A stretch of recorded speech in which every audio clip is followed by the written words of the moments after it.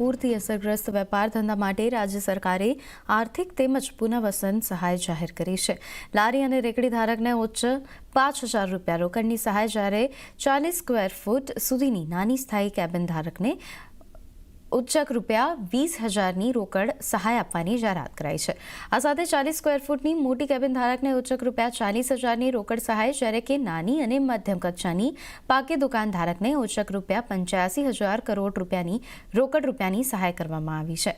તો સાથે જ માસિક ટર્નઓવર રૂપિયા 5 લાખથી વધુ હોય તેવી મોટી દુકાનના ધારકોને રૂપિયા 20 લાખ સુધીની લોન ઉપર 3 વર્ષ સુધી વ્યાજ સહાય 7%ના દરે રૂપિયા 5 લાખની મર્યાદામાં આપવામાં આવશે।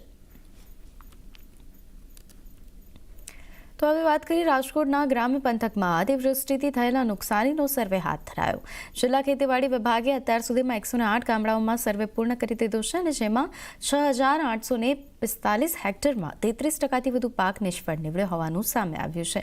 ખેડૂતોને અંદાજિત 5.5 કરોડ રૂપિયાનું નુકસાન પહોંચ્યું છે। તો કપાસ, મરચા, તુવેર, મગફળી સહિતના પાકોમાં વ્યાપક નુકસાન થયું છે।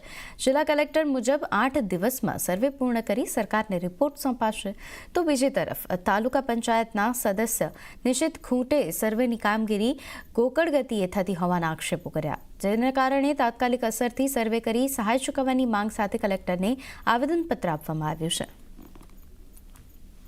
પણ જે સર્વે અત્યારે ખરેખર ચાલુ છે એ અત્યંત મંદ ગતિએ છે। આવો નવો સર્વે ચાલુ રહ્યો તો 6 મહિનામાં પણ સહાય ચૂકવાશે નહીં।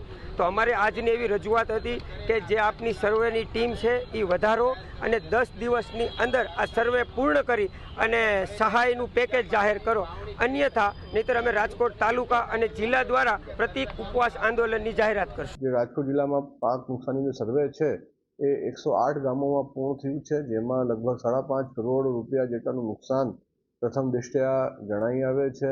એમાં 57 ટીમો જે છે એ કામને લાગેલી છે અને અમને વિશ્વાસ છે કે આ કામ અમે અઠવાડિયામાં પૂરું કરી દેશું। કુલ 500 જેટલા ગામો અને અસરગ્રસ્ત ગામો આઈડેન્ટિફાય કરવામાં આવેલા છે અને આ સર્વે પૂર્ણ થયેથી રાજ્ય સરકારમાં આ બાબતની રિપોર્ટ કરવામાં આવશે। વાત કરીએ રાજ્યમાં હવે વરસાદ થોડો ઓછો થઈ ગયો છે અને ત્યારે રાજ્યમાં આગામી 5 દિવસ હળવા વરસાદની આગાહી કરવામાં આવી છે। હવે 5 દિવસ ભારે વરસાદની સંભાવના નહીવત જેવી છે। કચ્છ, સૌરાષ્ટ્ર અને વિસ્તારમાં હળવા વરસાદની આગાહી કરવામાં આવી છે।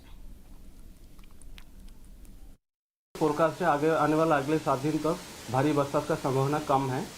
जो गुजरात रीजन के लिए अगले जो 7 दिन का फोरकास्ट है, पहला दिन स्कैटर्ड है और बाकी 6 दिन आइसोलेटेड जगह में लाइट टू मॉडरेट रेन का चांसेस है। और सौराष्ट्र कच्छ रीजन में अगले 5 दिन तक आइसोलेटेड प्लेसेस में लाइट रेनफॉल का चांसेस है और उससे जो रिमेनिंग 2 डेज है उसमें ड्राई का फोरकास्ट है। તો હવે વાત કરીએ નર્મદા ડેમમાં પાણીની પુષ્કળ આવક, છલકવાથી 3 મીટર જ દૂર। ગુજરાતની જીવાદોરી સમાન સરદાર સરોવરમાં ઉપરવાસમાંથી પાણીની પુષ્કળ આવક થઈ રહી છે, જેના પગલે નર્મદા ડેમની સપાટીમાં ફરી વધારો થયો। નર્મદા ડેમમાં પાણીની સપાટી 135.67 મીટરે પહોંચી ગઈ, જેથી નર્મદા ડેમમાંથી પાણી છોડવાનું શરૂ કરાયું। નર્મદા ડેમના 15 દરવાજા ખોલવામાં આવ્યા। ફરી નર્મદા ડેમના 15 દરવાજા 1.9 મીટર ખોલાયા। ઉપરવાસથી પાણીની આવક થતાં સપાટી વધી, જેથી નર્મદા ડેમ હવે ગમે ત્યારે છલકાશે। છલકાવાથી માત્ર 3 મીટર જ દૂર છે, જેથી વડોદરા, ભરૂચ અને નર્મદાના 42 ગામોને એલર્ટ કરાયા।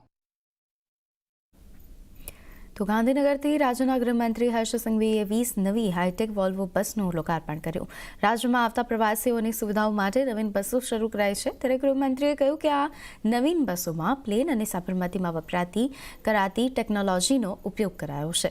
દેશમાં પ્રથમવાર આવી ટેકનોલોજીથી સજ્જ બસો શરૂ કરાઈ છે। વધુમાં તેમણે કહ્યું કે છેલ્લા 1.5 વર્ષમાં 2800 જેટલી બસોનું લોકાર્પણ કર્યું અને નવી 100 બસ આગામી 5 મહિનામાં સંચાલન માટે મુકાશે।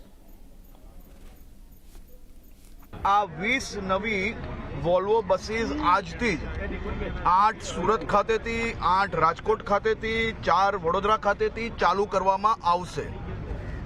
આ વોલ્વો બસીસ એ દેશની પહેલી એવી વોલ્વો બસ છે કે જેમાં પ્લેન અને સબમરીનમાં જે ટેકનોલોજીનો ઉપયોગ કરવામાં આવે એ ટેકનોલોજીનો ઉપયોગ રાજ્યના નાગરિકોની સેફટી માટે આ બસોમાં કરવામાં આવ્યો છે।